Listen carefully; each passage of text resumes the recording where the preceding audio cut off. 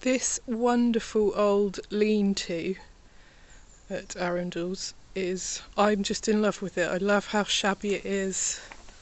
I love the cobwebs. I love the wonky doors. I love the flaky paint. I love the brick. I love everything about it, and I hope it doesn't change. I'm certainly not going to do anything with it because this is not part of my project. This is not the area that I'm using, but it is the walkway to the area where the garden's going to be. So I pass this every time I come here, and I just love it. I wonder if there are bats roosting in there. I wouldn't be surprised at all if there were. So hopefully nothing about it will ever change, other than maybe at some point trying to stop it falling down. But look at that. I love it. I love the cobwebs. There's something just really charming about it. Anyway, I'm sure you'll agree, and if you don't, you just probably think I'm bonkers. But on the other side is this lovely flint and brick wall, which I hope to put lots of bee boxes along because it's nice and sunny, and that's perfect. Inside the lean-to there's all sorts of treasures for a wombly person like me. I look at that and I see opportunities to make things, recycle, upcycle.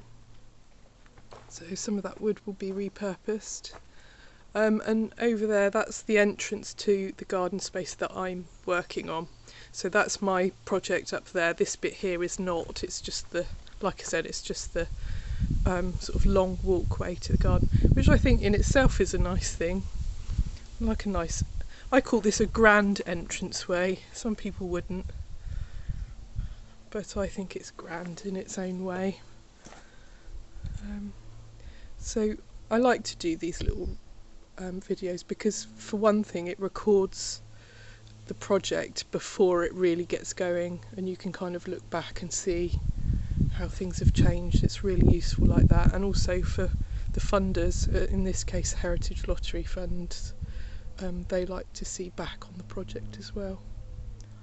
So I've got loads of plants down there. There are primroses galore. There's a sweet Sicily that I bought from another garden that's self-seeded.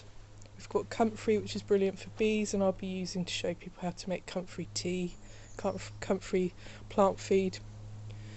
There's some more herbs, some rose cuttings that I've taken cuttings of from my own garden. One of them's just flowered actually, which is lovely. There's some shabby looking plants there, but they're all things like wildflowers that will come again. They're perennial wildflowers.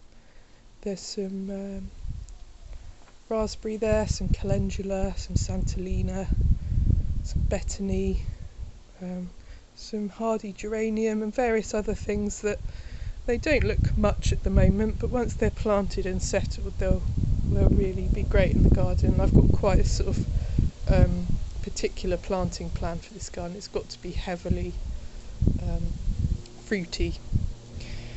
Fruity rather than veggie, although there will be perennial veg, just because vegetables, you really need to be in a garden every day to tend vegetables. But perennial veg like asparagus, and then you've got, also things like rhubarb and fruiting berry bushes and things will all suit this space really well and don't need tending every single day, but they will produce some good edible things. But anyway, that's another conversation. I'll leave it there then, I think. So what's the date today? It's the end of July. Can't remember the exact date.